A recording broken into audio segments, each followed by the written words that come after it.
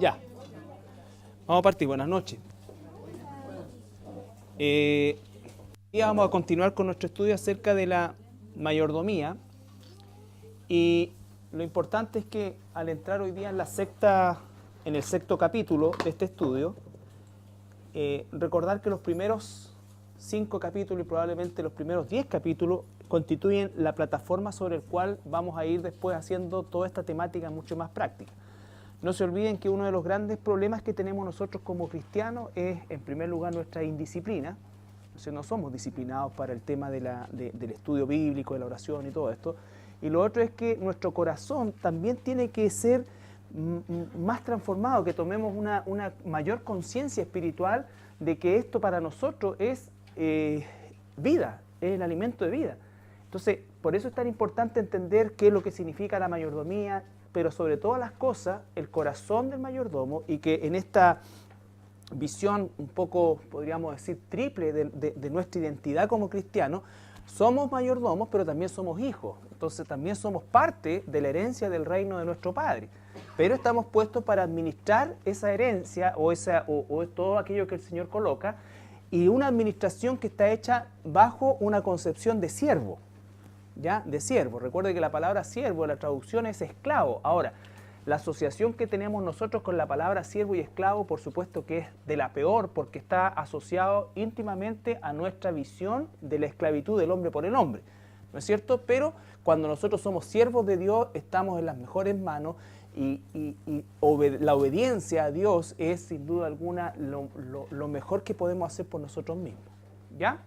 Entonces, desde esa perspectiva hemos ido analizando desde una concepción macro hasta a ir a situaciones más detalladas, y hasta llegar, ¿no es cierto?, en algún instante a proponer algunos ejemplos que nos pueden servir, ¿no es cierto?, o nos pueden inspirar en lo práctico a poder realizar ese tan ansiado tiempo personal con Dios, ¿ya? Tiempo personal con Dios.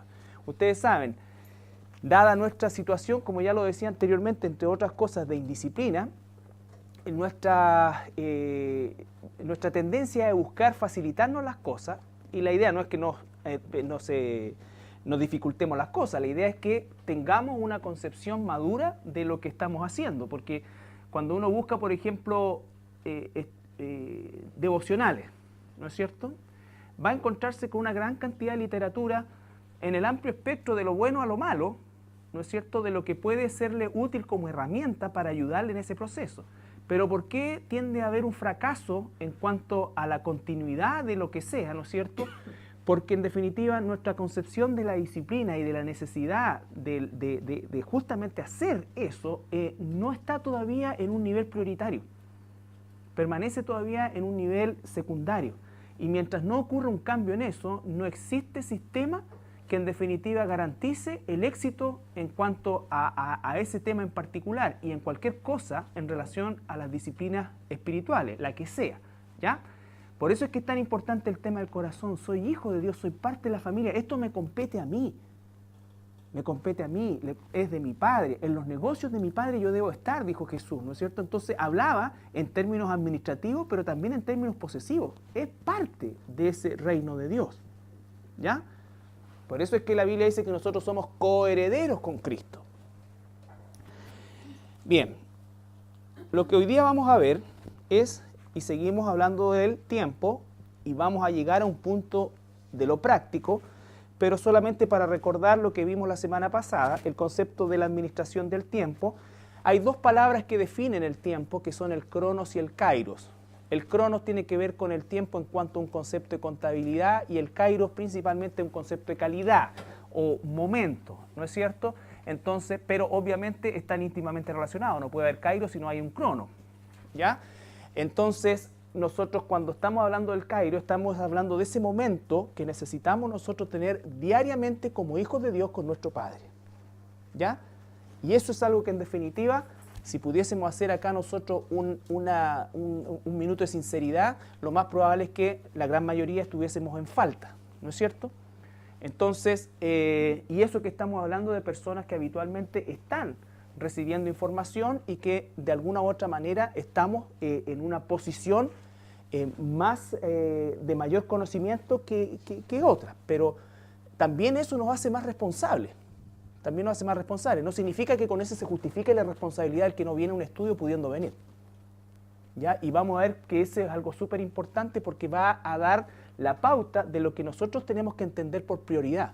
Si nosotros vemos la prioridad como persona natural y no como un hijo de Dios, por supuesto que todas las cosas que tengan que ver con Dios van a ser de carácter secundario. ¿Ya? Y justamente la propia naturaleza del tiempo hace necesaria su administración y correcto aprovechamiento. ¿Cuál es la naturaleza del tiempo? Entre otras cosas, que no se puede detener, no se puede acumular, no se puede estirar, no se puede modificar. Es unidireccional. Es unidireccional. ¿Ya? Por lo tanto, o se aprovecha el tiempo o se pierde el tiempo. No hay una opción intermedia. ¿Ya? También se define como un recurso vital no renovable. Todos los seres humanos estamos sujetos a él. Y por supuesto también dentro de ese tiempo, de ese cronos, vamos a tener todo tipo de experiencia en distintos niveles. Y hay un mandato de Dios que nos manda a qué cosa, a aprovechar el tiempo, y eso se establece bajo un concepto de lo que son las prioridades. ¿Ya? Y eso es el tema que vamos a ver el día de hoy, que es la segunda parte de esta mayordomía del tiempo desde lo macro. Y si usted se recuerda, tuvimos ya un análisis de que todos contamos con 24 horas, vamos a hablar de un día, ¿no es cierto? En el caso del calendario judío, que es un calendario lunar, el día comienza al atardecer, de atardecer a atardecer. ¿Ya? En el caso nuestro, que es un calendario solar, de amanecer a amanecer. ¿Ya? Por eso el día de reposo de ellos comienza el viernes de la tarde y termina, ¿no es cierto?, el sábado. ¿Ya? Pero no es todo el sábado. A veces la gente piensa que el sabbat es de la mañana el sábado hasta la noche el sábado. No, es de la tarde del viernes hasta la tarde del sábado. ¿Ya? Son 24 horas, de las cuales, si nosotros lo dividimos en los 3/3 en la que la gran mayoría de los seres humanos nos encontramos, diríamos que la primera cosa que tenemos 8 horas, si no de sueño, ¿no es cierto?, de estar acostado. En lo general, hay algunos que más, otros que menos, ¿no es cierto?, otros que 10 horas, otros que 6 horas, pero hay una media que nos define más o menos en estas características. Después, 8 horas en la actividad laboral. ¿Ya? Aquí es donde las dueñas de casa tienen desventajas porque obviamente sus actividades laborales son 24 horas. ¿Ya? Más complicaciones tienen las personas que, además de tener una actividad laboral, ¿no es cierto?, remunerada, tienen una actividad laboral no remunerada en la casa y tienen que hacer las cosas y todo, y se encuentran todo, pero nadie aquí es la Margarita, ni la víctima ni va a recibir el Oscar de la abnegada, ¿ya? Entonces, solamente para definir las cosas, ¿ya? Algunas empiezan a hinchar el pecho, a sentirse identificada con esto, entonces por eso yo no vengo y tú no me entiendes, claro, como tú tienes nana y todas esas tonteras, fuera, ¿ya? Fuera. Y tenemos de ese tercio las 8 horas que supuestamente están bajo nuestra administración desde el punto de vista de que no solamente están bajo nuestra administración, sino que es una cosa que corre por parte de nuestra responsabilidad. O sea, somos responsables de esas 8 horas. Aquí estamos bajo regímenes que son más estrictos o menos estrictos dependiendo de la situación particular de cada uno de nosotros, ¿ya? Pero en estas 8 horas le disminuimos nosotros algo que también hay que hacer, que son 2 horas en las cuales comemos, nos alimentamos, vamos al baño, bueno, algunos 2 horas y media, dependiendo del nivel de tránsito intestinal que tenga. ¿Cierto? Otros podrían hacer el devocional en el baño. Claro. Entonces, pongámosle 2 horas, o sea, nos quedan 6 horas. En esas 6 horas es donde nosotros tenemos que encontrar este kairos de aprovechar el tiempo de manera tal que en ese tiempo nosotros encontremos el sustento para hacer todo lo que hacemos el resto la gran parte del resto del día para la gloria de Dios.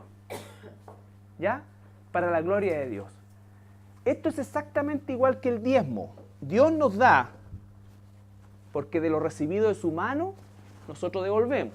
Nos da un 100% X en cada uno de nosotros. Y de ese 10% pide una parte, la décima parte. No pide el 90. Imagínate que en el caso del tiempo exigiera el 90, ¿no es cierto? Y no el 10. Por lo tanto, en estas 6 horas están mis 2,4 horas de diezmo de tiempo. ¿Ya? De diezmo de tiempo que yo tengo que encontrar, y esto es solamente una medida.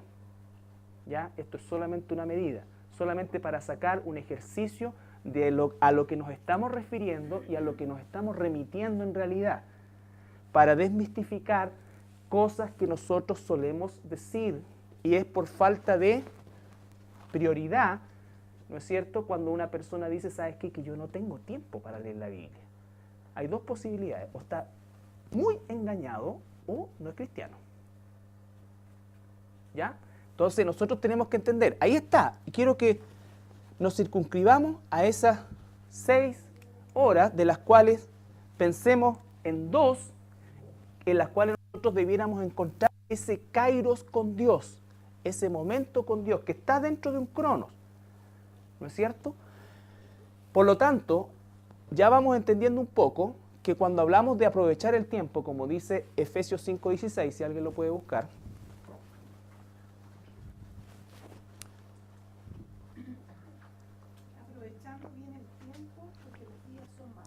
ya, hay dos factores que son ahí radicales. Por un lado ocupa la palabra aprovechar, que significa ocupar, pero con ganancia. Cuando alguien aprovecha algo es que está sacando una ganancia de ese algo, ¿no es cierto? Entonces, aprovechando el tiempo, y tras cartón dice ¿qué cosa? Los días son malos. ¿Qué significa que los días sean malos? Que todo lo que nosotros vemos en el mundo, incluso en nuestros trabajos, en nuestra familia, en lo que sea, va a atentar contra ese tiempo. ¿Ya? Va a estar en contra de aprovechar el tiempo desde el punto de vista de lo que estamos viendo, el concepto de el kairos con Dios, dentro del cronos. ¿Ya? Tenemos 24 horas como cronos, tenemos actividades definidas de alguna otra manera, ¿no es cierto?, como concepto de cronos también, pero dentro de eso tenemos que buscar un cronos que sea kairos con Dios, que sea el tiempo donde nosotros estamos teniendo esa relación de intimidad con el Señor, ¿ya? Porque ciertamente el resto del día estamos en sintonía con el Señor y el Señor está con nosotros, siempre dentro de nosotros. Entonces, pero otra cosa es tener la intimidad. Necesitamos de las dos cosas. Necesitamos de lo personal, lo íntimo, y lo colectivo también. Esto es lo colectivo. Aquí recibimos las directrices como familia, como cuerpo. Pero cada uno de nosotros tiene un trabajo que Dios hace y quiere hacer de manera personal con cada uno de nosotros. Lo primero que tenemos que ver, ¿no es cierto?, es que hay un mandato de aprovechar el tiempo, y ya hay una advertencia que la vivimos todos nosotros, que es este concepto de que los días son malos en relación a que cada vez van a haber más actividades que van a querer ocupar esas pocas horas que nosotros debemos destinar al tiempo personal con Dios. Estas son las cosas que yo quiero que como cristianos pensemos en vez de, y las veamos espiritualmente, y no solamente nos dejemos entusiasmar por algo. Oye, ¿sabes qué? Que me están ofreciendo un magíster y son 2 años que me meto en esto, ¿no es cierto? No he leído la Biblia sin el magíster, no oro sin el magíster, no asisto sin el magíster, o sea, me estoy suicidando espiritualmente. Pero ¿cómo? Si tú tienes que desarrollarte, si es... Momentito, no estoy diciendo una cosa, nunca he dicho no lo hagas. Digo que nosotros tenemos, por eso jamás nadie me pregunte ¿qué te parece a ti? Porque no le da ninguna opinión. Porque esas son cosas personales. Cada uno tiene que analizar. Por eso tampoco yo le pregunto a nadie cuando me lo encuentro en la calle, oye, ¿por qué no has ido? Porque voy a recibir una mentira. No he tenido tiempo. O sea, peor todavía, porque me va a hacer pecar en mi corazón. Y voy a tener que caminar como 2 cuadras arrepintiéndome. ¿Cómo es que no tengo tiempo? Hay un problema de ordenamiento del tiempo. que es otra cosa. Todos nosotros, yo durante 16 años trabajé en una empresa secular, viajaba 15 días del mes, después viajábamos menos, hoy día creo que ya ni viajan, pero igual teníamos que preparar el mensaje y aquí tampoco queremos laureles, no, es una realidad. O sea, lo único que se está diciendo con eso es, se puede. En esta iglesia hay personas que son ultra ocupadas, que tienen cargos realmente ocupados y demandantes en todo sentido, ¿no es cierto? Los que trabajan con metas saben lo que eso significa, uno trabaja con metas.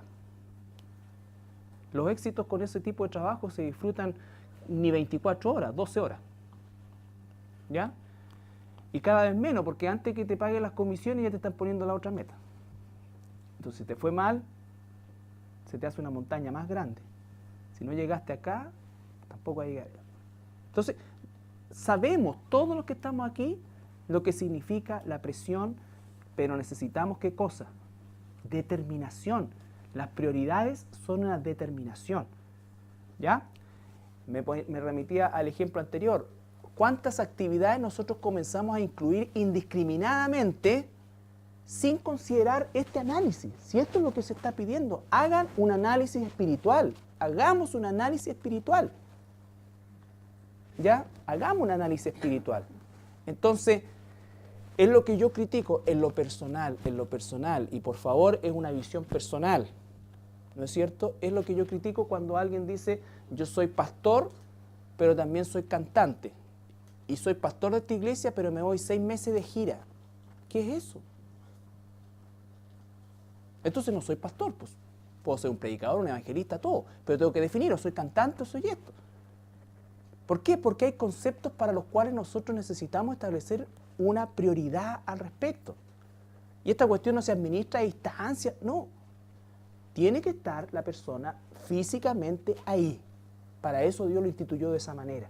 Entonces son cosas que yo tengo que preguntarme, evaluar, ¿no es cierto?, a la hora de querer asumir otros compromisos que resulten atractivos, que resulten, ¿no es cierto?, mayormente en beneficio personal, que no estoy diciendo que son malos, pero si no pasan por este análisis primero, lo más probable es que yo tome una decisión netamente carnal. Y olvídate, los días son malos porque la gente va a decir, pero ¿cómo es posible que hayan desaprovechado esa oportunidad? Tú eres una estúpida, tu religión te volvió loco. No esperemos que el mundo actúe de otra manera. Lo triste es cuando los cristianos tomamos decisiones única y exclusivamente por esos valores o por esas instancias y nos igualamos en la forma de pensar del mundo. Puede que sí, puede que no, pero hay un análisis que tengo que hacer primero y que tiene que ver principalmente con mi relación con Dios. Vuelvo a insistir, si una persona, un profesional cristiano, no tiene intimidad con Dios, es indisciplinado, es inconstante, tiene ganas, tiene deseo, pero con ganas y con deseo no se llega a ninguna parte. Se llega con determinación y con disciplina, ¿no es cierto? Y si es indisciplinado así, ya, hoy, sin una actividad adicional, lo más probable es que en una lógica elemental mínima, empeore su situación espiritual. Empeore su situación espiritual, ¿ya? Entonces, aprovechando bien el tiempo, porque los días son malos, la palabra prioridad significa anterior, primero, y anterioridad de algo respecto a otra cosa, ya sea en tiempo, en orden o en ambas, ¿no es cierto? Es cuando yo tomo las cosas y digo, esto va primero, esto va acá, y hago una ordenanza, ¿ya? Nosotros debemos reconocer que la gran mayoría de las actividades que nosotros realizamos, los recursos que recibimos, no están bajo esta administración, y para eso es que estamos haciendo este estudio todos nosotros, para, ¿no es cierto? ¿Qué cosa? Corregir. Entonces, el siervo, ¿qué es la prioridad como cristiano? Y ya hablando en este tiempo que estamos hablando, ¿no es cierto? En este tiempo personal que vamos a tener y que todavía no esquematizamos ni que todavía damos ningún tipo de indicación o recomendación al respecto. Lo primero es la lectura de la Biblia. Ese es el punto de partida. Antes que la oración es la lectura de la Biblia. La lectura de la Biblia te va a llevar a la oración. Pero si hay personas que dicen, no, oye, pero tengo un tiempo de oración pero espectacular. Y cuando uno le pregunta, ¿y la lectura? Es que soy más o menos malo para leer. Entonces estáis orando pura carne. ¿Cómo voy a orar en la voluntad de Dios si desconozco su voluntad? Lo más probable es que esté pidiendo cosas que Dios no escucha. Y que mis oraciones sean yo, dame. Y tengan relación con ese tipo de petición que Dios ha prometido cubrir si yo me preocupo de su reino. ¿Cierto? Estoy violando ese orden. Entonces tiene que haber un equilibrio en esto. Una cosa va a llevar a la otra. Son indivisibles, pero no puedo pretender yo hipertrofiar una en función de minimizar otra. ¿Ya? Primero es la Biblia. La Biblia como es. Antes que los libros cristianos, antes que cualquier tipo de literatura cristiana, conozca su Biblia. Conozca su Biblia. Tenemos que hacer un estudio también acerca de las versiones de la Biblia. Hay versiones que son algunas definitivamente pervertidas. La Nueva Versión Internacional es una Biblia que está pero ahí, bajo, y yo le recomiendo que use la Reina Valera año 1960 en que el lenguaje sea malo, pero un análisis que hemos hecho ya de por lo menos entre 10 y 14 versículos que hacen omisiones vitales. Ya estamos preparando eso como información bajo este prisma de la lectura, ¿ya? Pero algunos ni siquiera se tienen que preocupar si tienen la Nueva Versión Internacional porque capaz que ni la leen. Sí. Tranquilo, ya. Porque ponen, como cara de espanto. ¿Ya? Entonces, la Biblia. ¿Por qué? Porque nosotros en nuestra tendencia cultural actual queremos todo como salir rápido del problema, rápido de la dificultad. Entonces somos reaccionarios. Entonces, claro, estoy teniendo problemas con mi señora, ya. Los 5 pasos para ser el marido ideal. Por Rustin Burrow. ¿Sí? ¿Ya? ¿Cómo tener éxito en sus finanzas? Eso no existe. Claro, sacan versículos bíblicos, pero los sistemas son antibíblicos. Si no, el Señor, en vez de hacerle llevar a Moisés 40 años a que perdiera hasta la forma de hablar, para transformarlo, ¿no es cierto?, le habría mandado un ángel que le enseñara los 10 pasos del liderazgo. ¿Cómo son líderes en una semana? 40 años para anularlo completo. Porque ese es el problema nuestro, que no nos anulamos nunca. Entonces, volvemos al punto inicial, que los esfuerzos van a ser carnales. Es la realidad que vivimos, ¿no es cierto? Pero hay un precio que es parte del proceso, ¿no es cierto?, cuando estamos hablando de esto. Por eso es la Biblia. Vamos a tratar de... No me gusta ocupar la palabra enseñar, porque creo que el que enseña, por supuesto, es el Espíritu Santo, pero sí de ejemplificar algunas formas que nos lleven a qué cosa, a sacar provecho, a aprovechar el tiempo.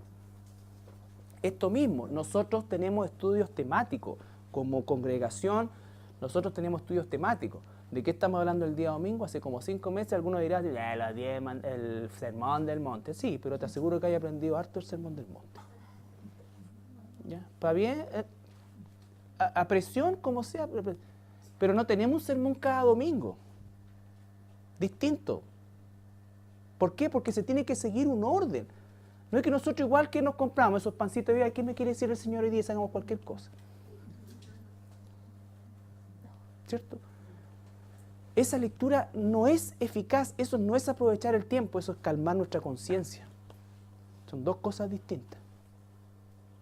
Cuando yo voy a aprovechar el tiempo, me siento, ¿no es cierto?, con la Biblia, con un diccionario bíblico, y voy a aprovechar de 6 a 7 de la mañana, de 5 a 6 de la tarde, de los que tengan la energía de 2 a 3 de la tarde, no sé, pero tiene que ser tiempos establecidos en los cuales diga yo, ¿sabes qué?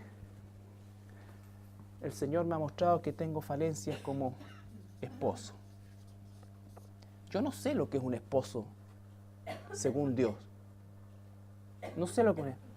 Voy a, ¿no es cierto?, voy a anular la suscripción al Quirquincho y me voy a comprar un diccionario bíblico y una concordancia buena. Y voy a buscar las 72 veces que aparece la palabra esposo en la Biblia, desde Génesis hasta Apocalipsis. Y voy a orar al Señor en su voluntad. Señor, enséñame a ser esposo conforme a tu palabra, conforme a tu voluntad. Eso es. Porque nosotros compramos el libro Los 10 Pasos para ser el marido ideal y no leemos ni los versículos. ¿Sí o no? No se leen ni los versículos. Ahí aparecen entre paréntesis como 4 o 5 versículos. Creo que son muy pocos, para ser bien honesto, los que realmente leen eso. ¿Por qué? Porque no está el hábito. Y en eso te puede llevar semanas. Y comienzas a escudriñar qué es la palabra, también puedes buscar la esposa, hacer pozo. O sea que tengo algo superficial, pero empiezo a buscar más sobre lo mismo. Y Dios te va a enseñar porque tienes el Espíritu Santo y Él te va a enseñar.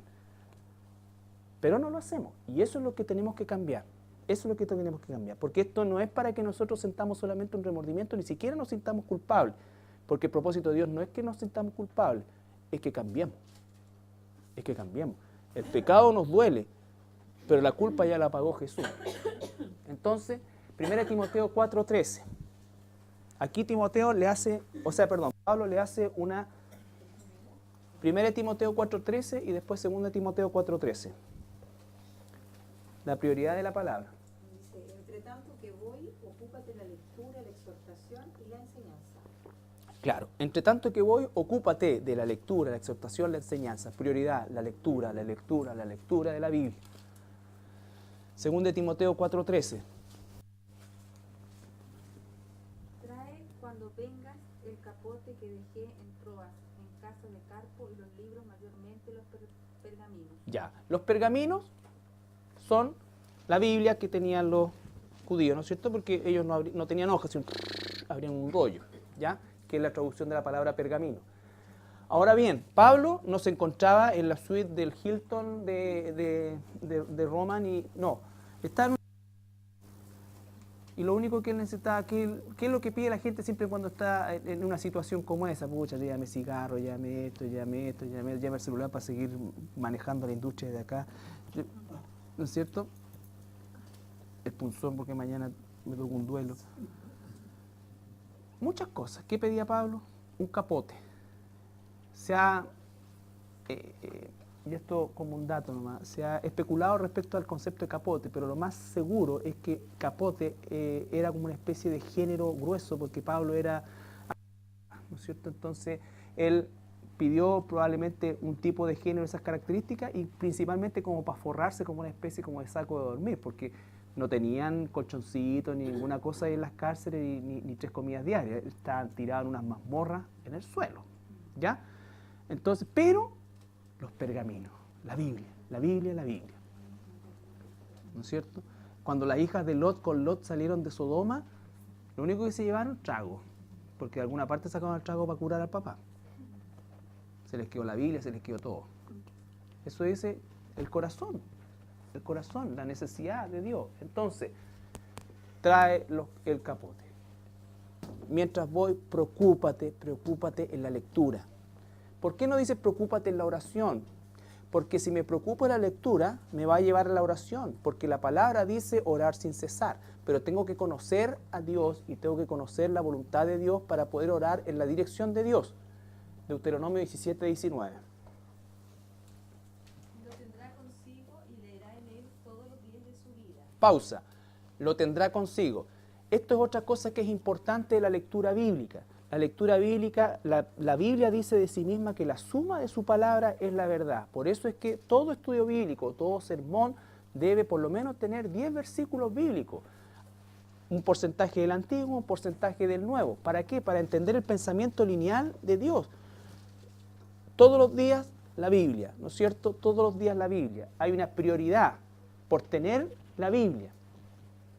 Para que aprenda a temer a Jehová su Dios, para guardar todas las palabras de esta ley y estos estatutos, para ponerlos por obra. Ya, ahí vamos a escudriñar un poco más. Vuelve a leerlo. Lo tendrá consigo y leerá en él todos los días de su vida. Pausa. Lo tiene consigo para mirarlo todos los días, para darle un beso todos los días, para inclinarse todos los días. Ustedes saben que la gente religiosa puede tener la Biblia y esto y no la tocan y esto, pero le hacen una reverencia, la veneran, ¿no es cierto?, la tocan o cualquier cuestión. Pero el propósito de tenerla todos los días es para leerla todos los días. Eso habla de qué cosa? De permanencia, de algo constante. Cuando algo es constante se va haciendo consistente. Cuando no es constante es inconsistente. Por eso es que nosotros tenemos que aprender que el concepto, y los cristianos somos de repente más místicos que los místicos, porque creemos que las cosas vienen como por inspiraciones o por... No, el cristiano tiene que hacer un plan de estudio, tiene que planificar su tiempo de estudio, su tiempo de oración. ¿Ya? No podemos dejar ajeno eso, ni lo podemos dejar a una cosa de tipo mística, aleatoria o casual. Tiene que ser algo planificado todos los días, todos los días. Para que aprenda a temer a Jehová su Dios, para guardar todas las palabras de esta ley y estos estatutos. Por eso es que nosotros fracasamos cuando tenemos la intención de hacer la voluntad de Dios, pero fracasamos muchas veces en hacerla porque no es todos los días, y el proceso de todos los días nos va a llevar a tener una consistencia tal de poder temer y obedecer. Temer y obedecer a Dios. ¿Ya? Entonces, el respeto reverente a lo que Dios dice y obedecerlo. ¿Ya?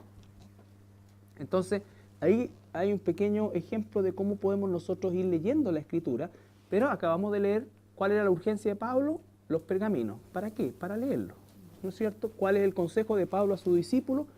Ocúpate en la lectura. ¿Qué es lo que nos dice Deuteronomio? Cientos de años antes, para leer todos los días. ¿Con el propósito de qué cosa? De que nuestra obediencia, el temor a Dios y la obediencia a su palabra. ¿Ya? El Salmo 119...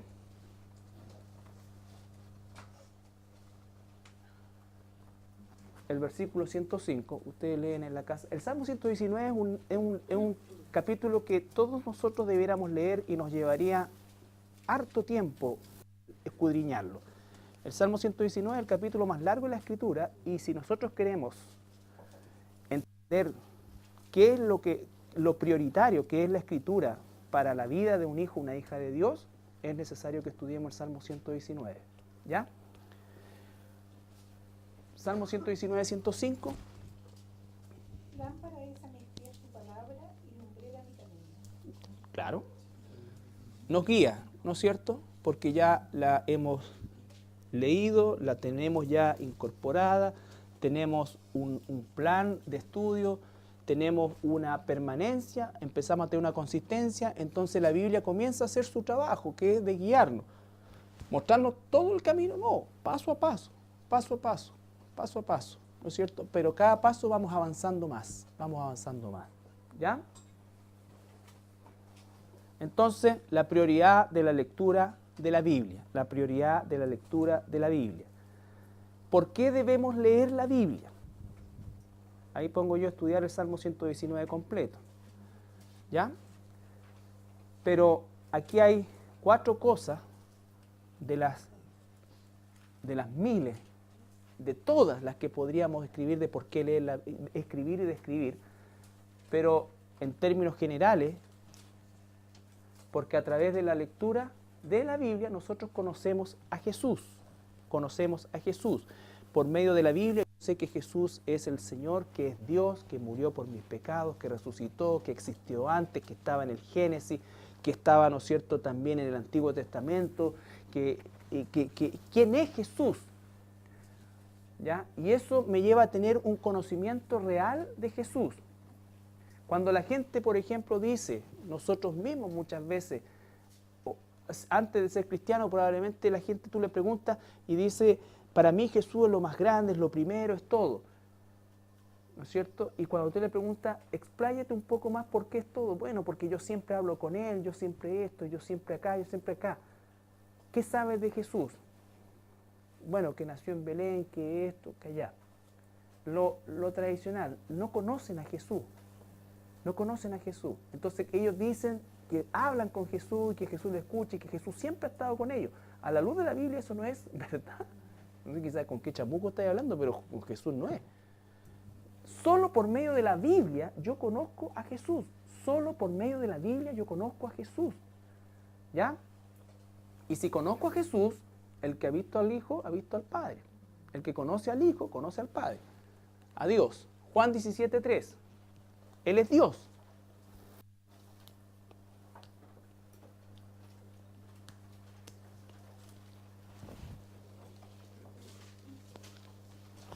Y esta es la vida eterna, que te conozcan a ti, el único Dios verdadero, y a Jesucristo, a quien has enviado. Esta es la vida eterna, que te conozcan, que te conozcan, que te conozcan. A ti, el único Dios verdadero, y a Jesucristo a quien tú enviaste. ¿Ya? Por eso una persona que dice conocer a Dios, pero no conoce a Jesús, no conoce a Dios. ¿Ya? Recuerden que Jesús dijo ser la verdad. Él dijo, yo soy el camino, la verdad y la vida. Él no dijo, yo digo la verdad. Nosotros decimos o predicamos la verdad, pero no somos la verdad. La verdad es Jesús. ¿Ya? Jesús es un todo, no solamente dice la verdad, sino que es la verdad. ¿Ya? Entonces, ¿por qué tenemos que leerlo? Porque conocemos a Jesús. Cuando conocemos a Jesús, conocemos la verdad. Recuerda Juan 14:6, yo soy el camino, la verdad y la vida, nadie llega al Padre sino por mí. Y Juan 8:31-32, que también debiéramos tener memorizado a esta altura del partido.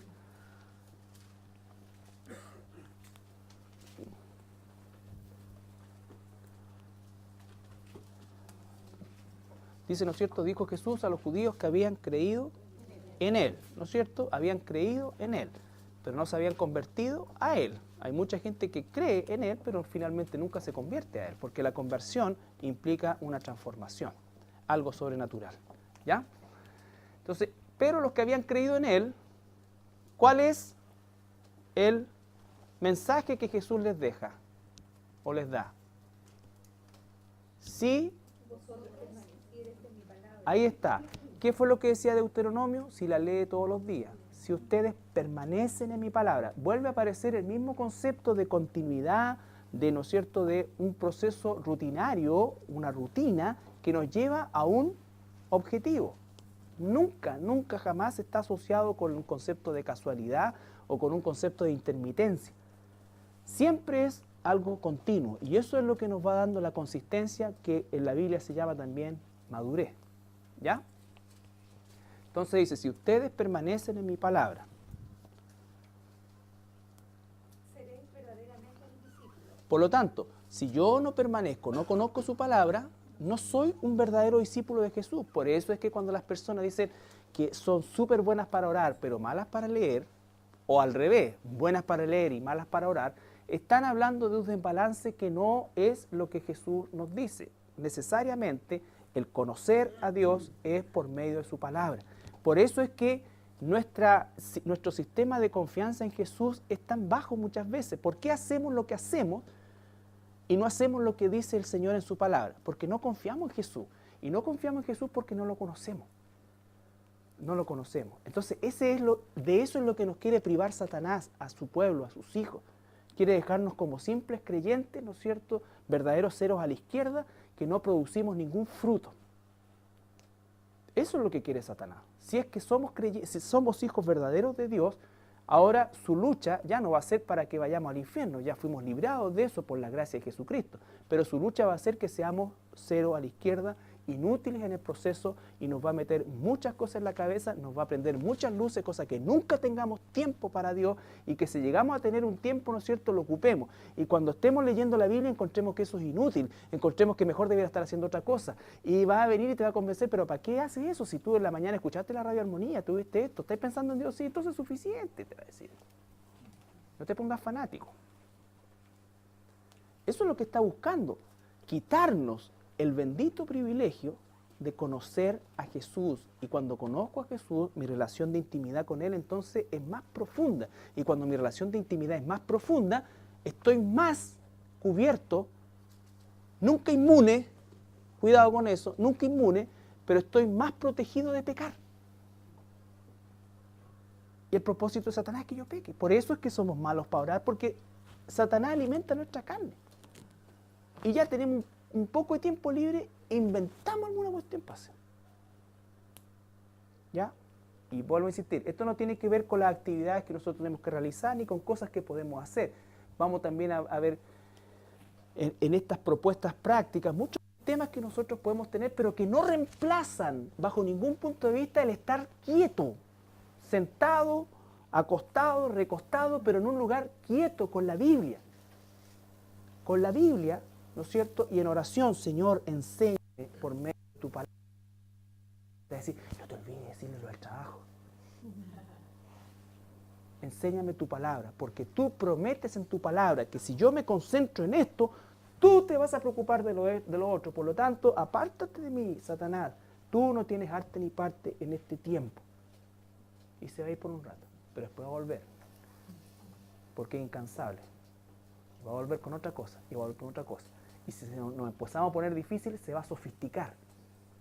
Va a empezar a disfrazar la cuestión. No debemos ignorar las artimañas de Satanás. Me temo que la gran mayoría del pueblo de Dios actual, Satanás ni se esfuerza. Le sale baratísimo engañarnos a nosotros. No, las sutilezas casi no las usa. Entonces, de eso tenemos que nosotros también estar conscientes. ¿Por qué? Porque somos más que vencedores, somos más que eso, pero nuestra vida no siempre refleja eso, o muy pocas veces refleja que realmente somos más que vencedores. Con esa cara mejor me hago mormón. Por lo menos andan más alegres, y son súper alegres. Y hay muchos cristianos que va a golpear las puertas, es que le gustaría estudiar algo de la Biblia y todo, y uno anda el otro por el lado, y menos mal que somos salvos, y estamos en la verdad. Pero Charqui 23 metros para abajo, ¿por qué no refleja eso? Porque no conocemos a Dios. Los otros están engañados por Satanás, ¿no es cierto? Y a los ojos del mundo parecen más felices que nosotros. Más felices que nosotros, más satisfechos que nosotros, más que nosotros. Es un mal endémico. Pero tampoco eso es una justificación para nosotros seguir en la misma posición. ¿Ya? Entonces, Él es la verdad, nos libera de la mentira, pero tengo que permanecer en su palabra para conocerlo a Él. No puedo conocer a Jesús de manera mística. Lo conozco de manera escritural. ¿Ya? No es lo que yo creo de Él, es lo que yo sé de Él. ¿Ya? No es lo que siento de Él, sino las certezas que Él me da.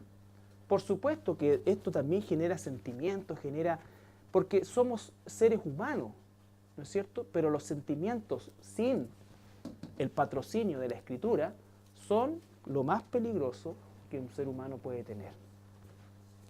Nos prepara, dice, para toda buena obra, 2 de Timoteo 3, 15 y 17. ¿Por qué leemos la Biblia? Porque conocemos a Jesús, porque Él es la verdad, porque conocemos la verdad.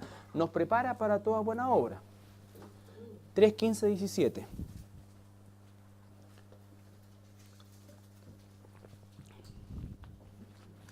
Y que desde la niñez has sabido las Sagradas Escrituras, las cuales te pueden hacer sabio para la salvación por la fe que es en Cristo Jesús. Toda la Escritura es inspirada por Dios y útil para enseñar, para redarguir, para corregir, para instruir en justicia, a fin de que el hombre de Dios sea perfecto, enteramente preparado para toda buena obra. ¿Ya? Pablo le recuerda a Timoteo su formación como cristiano, que ha conocido la Escritura desde la niñez. Está apelando a un recurso que estaba en Timoteo. Y en función de eso, entonces, él dice que toda la Escritura es inspirada por Dios y es útil, vale decir, tiene un propósito. Y ese propósito es que nos prepara y nos capacita para hacer la obra de Dios. Para hacer la obra de Dios. ¿Ya? Y la obra de Dios es lo mismo o equivale a lo que dice Efesios, que nos prepara para la obra del ministerio. Todos nosotros tenemos un ministerio en los lugares de trabajo donde soberanamente Dios nos ha puesto, en las familias en las cuales Dios nos ha puesto, en los lugares donde Dios nos ha puesto a vivir.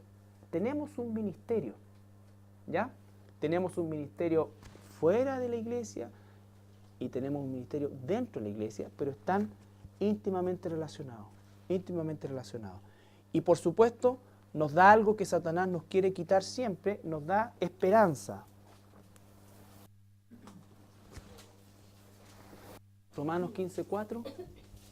Las cosas que se escribieron antes para nuestra enseñanza se escribieron, a fin de que por la paciencia y la consolación de las Escrituras tengamos esperanza.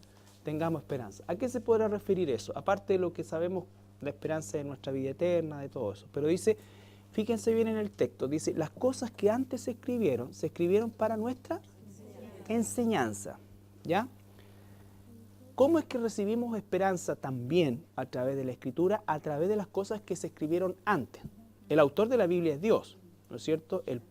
Usó el puño y letra de seres humanos, pero seres humanos que nos muestran a través de este maravilloso libro que es la palabra de Dios, que son seres humanos como nosotros. Claro, y entonces yo recibo ánimo, porque cuántas veces ha pasado que uno hasta duda de ser cristiano por los pensamientos que ha llegado a tener en un momento determinado, por las reacciones que ha podido tener, y en su arrepentimiento dice realmente, ¿cómo es posible? Como Pablo dice, ¿no es cierto? ¿Qué cosa? Queriendo hacer lo bueno, me veo haciendo lo malo, miserable de mí. ¿Qué pasa con eso? No es como el sistema católico romano de puro, todos los santos así, y son todos blanquitos de barba media pelirroja, ¿no es cierto? Y con una aureola ahí. O sea, no hacen nada, pasan los siglos y están iguales. Yo no me parezco a eso, ni físicamente, ni moralmente, no veo un problema eso. Pero cuando veo un hombre verdadero de Dios, una mujer de Dios, dos hermanas, y voy y sentí que se agarraron del moño, pero dice que eran hermanas en Cristo. Entonces tú decías, bueno, te sale respiración porque estamos en el siglo XXI y nos seguimos agarrando el moño, ¿no es cierto? Y seguimos teniendo la tendencia pecaminosa contra la cual luchamos. Entonces, por eso es que la gente que busca una iglesia sana, si la busca en función de cómo se siente, de que nadie pelee, que todo, hola, hola, bendiciones, hola. Hay dos posibilidades. O esa cuestión es falsa o está muerta. ¿Ya? En la iglesia hay de todo. Hay ovejas, hay cabritos, hay serpientes, hay lobo, coralillo, ¿no es cierto? Tarántula, araña de rincón. De todo. No puede crecer la cizaña junto con el trigo. ¿Ya? Entonces, por eso es que la sanidad de una iglesia tiene que ir en función de la doctrina. De la doctrina. Y ahí llegamos al último punto, que es cómo leer la Biblia. Leemos la Biblia reconociendo primero que la Biblia es la verdad absoluta. La verdad absoluta. Cuando yo tengo un problema y algo como que no me cuadra, el problema es mío. Nunca es de la Biblia. Nunca, jamás, jamás es de la Biblia. La Biblia no se equivoca. La inerrancia de la Escritura es piedra angular de la vida de un cristiano. Y la Biblia explica a la Biblia. Hay cosas que como yo las leo de manera aislada, ¿no es cierto? Y si trato de buscarle una explicación también según mi visión de las cosas, lo que yo creo que quiso decir aquí, estoy cayendo en un error. Tengo que buscar que la Biblia me explique la Biblia. Por eso se acuerdan cuando hicimos el estudio de Apocalipsis, ocupamos mucho del Antiguo Testamento que explicaba todo lo que para muchos parecía un verdadero misterio en el Apocalipsis y cosas sin pie ni cabeza. ¿Ya? Juan 17:17 dice, Santifícalos en tu verdad. tu palabra es la verdad. Entonces fíjense en el hilo conductor. Jesús dijo ser la verdad y él dijo que para ser libre tenía que permanecer en la verdad. Permanecer en su palabra es permanecer en él, ¿no es cierto? Y él dijo, tu palabra es la verdad. Y sin embargo también dijo, el que permanece en mi palabra. ¿Por qué? Porque él es Dios. Todos estos son los textos que nos llevan siempre a afirmar que Jesús es Dios. ¿Ya? Segunda de Pedro 1:21 dice,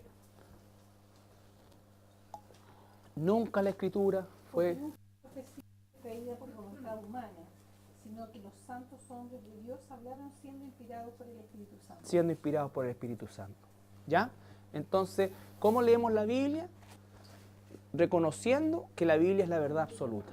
Primera cosa. Segundo, escudriñando. En Hechos 17, que no está acá, Hechos 17:10,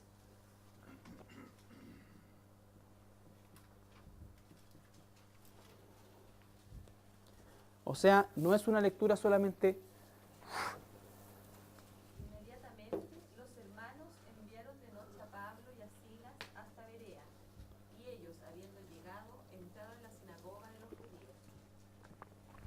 Sí, Y estos eran más nobles que los que estaban en Tesalónica, pues recibieron la palabra con toda solicitud, escudriñando cada día las escrituras para ver si estas cosas eran así. ya. Esto es súper importante porque la Biblia nosotros debemos leerla, ¿no es cierto?, escudriñarla y compararla. Por eso les decía yo al principio, todo estudio bíblico debe consignar versículos del Antiguo Testamento, versículos del Nuevo Testamento. ¿Para qué? Para justamente dejar plasmado el pensamiento lineal de Dios a lo largo de toda la Escritura. Por eso, en lo personal, pienso que todos los mensajes, sermones, estudios que se hacen o se construyen en un versículo único, contando historias personales, la realidad del análisis inicial que hicimos, ¿no es cierto? La Biblia, ¿no es cierto? No, somos indisciplinados para hacerlo, y creo que no estoy diciendo nada, y es justamente a lo que tiene que apuntar el cambio. Entonces, ¿qué significa eso? Que más encima, si nos vamos quedando con lo que dice el predicador, el pastor o la persona que está enseñando, ¿no es cierto?, sin confrontarlo, sin llevarlo al punto de la Biblia en su totalidad, puedo empezar a caer en una enseñanza errada, en una enseñanza apóstata, porque se puede hacer forman a partir de un versículo bíblico. Y cuando ellos dicen nosotros tenemos están diciendo una verdad parcial, ¿no es cierto? Pero tienen una parte de verdad. Siempre la mentira, para que pueda ser mentira, necesita algunas gotitas de verdad, ¿ya? Pero por eso es que la verdad es absoluta. Es absoluta. Si algo tiene algunas gotitas, ¿no es cierto?, de mentira, ya está contaminado y no es verdad absoluta. Porque la Biblia dice en Timoteo, recuerda cuando leímos, toda la Escritura es inspirada por Dios. Por lo tanto, toda la Escritura es inerrante y ninguna frase de la Escritura tiene errores. ¿Ya? Entonces, ¿qué hacían los hermanos de Berea? Escudriñaban, hacían pozos a través de la enseñanza. Porque aquí está entregada una enseñanza, pero sigue siendo un barniz.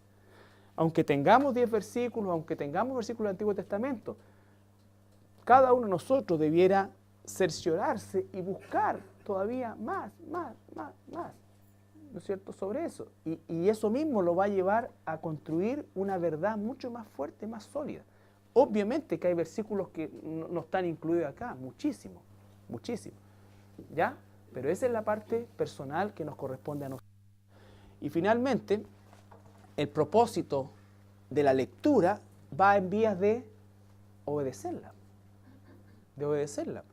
Reconozco que es la verdad, escudriño, ¿cierto?, profundizo, pero con un propósito. Dice Timoteo, es útil para preparar al hombre, que significa al ser humano, al Hijo de Dios, para toda buena obra. Hay una ejecución que tiene que ver con la obediencia.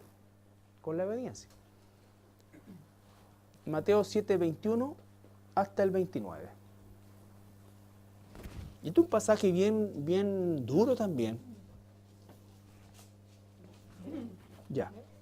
No todo el que me dice Señor, Señor entrará en el reino de los cielos. Pausa. Primera cosa.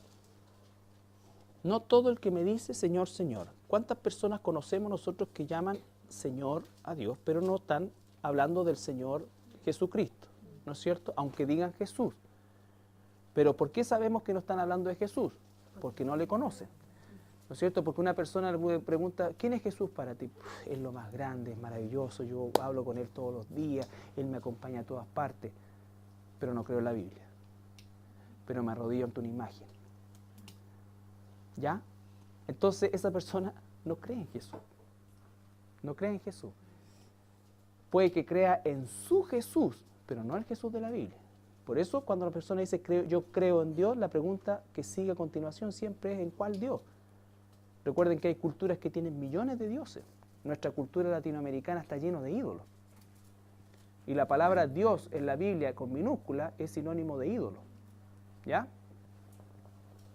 Sino el que hace la voluntad de mi Padre que está en los cielos. Ahí está, el que hace la voluntad de mi Padre. Y eso tácitamente implica que si yo hago la voluntad del Padre es que la conozco. ¿No es cierto? Entonces, conozco la voluntad de Dios, hago la voluntad de Dios, por lo tanto, eso da testimonio a mi espíritu de que soy hijo de Dios. Siempre hago la voluntad de Dios, jamás, porque soy pecador, pecador salvado. Pero Dios, ¿qué es lo que está buscando?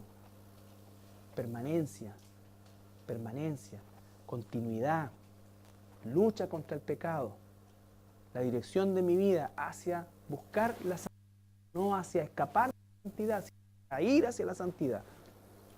Muchos me dirán en aquel día, Señor, Señor, y en tu nombre. Fíjense, por eso es que la fe es por oír la palabra de Dios, no por ver un milagro, no por escuchar a una persona, sino por escuchar la palabra de Dios, la palabra de Dios. Dice que muchos van a haber enseñado o profetizado, significa haber predicado la palabra de Dios. Un cura cuando hace la misa dice, ora el evangelio de hoy y besuquea eso, pero no está haciendo la voluntad de Dios, aunque dice usar la Biblia. Los testigos de Jehová, los mormones, y muchos que se llaman cristianos y no lo son, van a llevarse la sorpresa más triste de su vida cuando se encuentren delante del Señor y le quieran decir, pero si yo, en tu nombre, el Señor va a decirle algo que es terrible, algo que es desolador. Nunca te conocí. La vida eterna consiste en que te conozcan a ti, el único Dios verdadero. Ese es el punto, por eso es que estamos haciendo esta énfasis. Yo no puedo conocer a Jesús si no conozco su palabra. Y tengo que de una vez por todas ponerme en posición de disciplina, es decir, no pasado mañana, no como el faraón que Moisés le preguntó ¿cuándo querés que saque la rana? Y él dijo, pasado mañana. O sea, ¿te gustaron las ranas? 48 horas más con rana. No, esa cuestión al tiro, hoy día. Lo que queda del día. Una oración de arrepentimiento, un sentarme a planificar. Ya vamos a ver de qué cosas tengo que abstenerme entonces. Dice que somos como atletas. Los atletas se abstienen de cosas. Nosotros para correr esta carrera vamos a tener que abstenernos de cosas también, porque no vamos a tener 30 horas. Así que las 2 horas de televisión tendrán que o desaparecer, disminuir, pero esas son decisiones personales. Yo no le voy a sacar la tele de la pieza a ustedes ni hacer una operación, ¿no es cierto?, peineta por... No. Si es que es un problema, si es que tienen la capacidad de apagarla y concentrarse verdaderamente, ok. Pero no podemos seguir perdiendo tiempo. Por eso es tan importante y es un recurso crítico. No todo el que me dice Señor, Señor va a ser ese día recibido en el reino de los cielos, sino el que hace la voluntad de mi Padre. ¿Por qué? Porque si soy hijo, naturalmente voy a hacer la voluntad. Voy a tener las luchas naturales, pero voy a hacer la voluntad. ¿Ya? Un hijo de Dios no puede decir, ¿sabes qué? Mira, llevo 10 años, no tengo tiempo, sabes que la pega mía es pero hasta aquí, no tengo tiempo para esto. Y ustedes saben que aquí en la iglesia hay hermanos, hermanas, ustedes mismos que vienen de sus trabajos, de un día jornada difícil, a lo mejor de estar lidiando con los niños, muchas cosas, pero toman una decisión de estar aquí. Y eso es algo justamente que implica un concepto de prioridad, de prioridad, de prioridad. Lo mismo tiene que ocurrir en tu tiempo personal, porque esto no suple lo otro. Esto no suple lo otro. Y entonces les declararé, nunca os conocí apartados de mí, hacedores de maldad. Y yo creía que hacía lo bueno. Cualquiera pues que me oye estas palabras y las hace, las compararé a un hombre prudente que edificó en su casa sobre la roca. Descendió lluvia y vinieron ríos y soplaron vientos y golpearon contra aquella casa y no cayó porque estaba fundada sobre la roca. Pero cualquiera que me oye estas palabras y no las hace, le compararé a un hombre insensato que edificó su casa sobre la arena y descendió lluvia y vinieron ríos y soplaron vientos y dieron con ímpetu contra aquella casa y cayó y fue grande su ruina.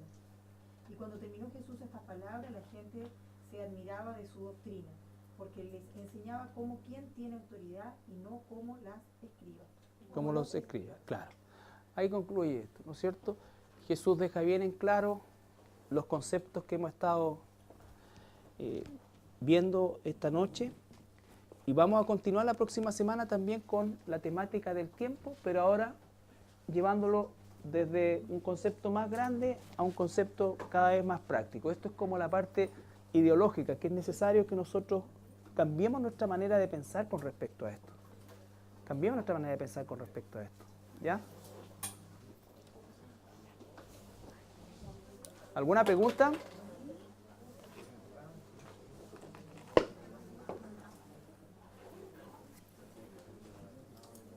Ya.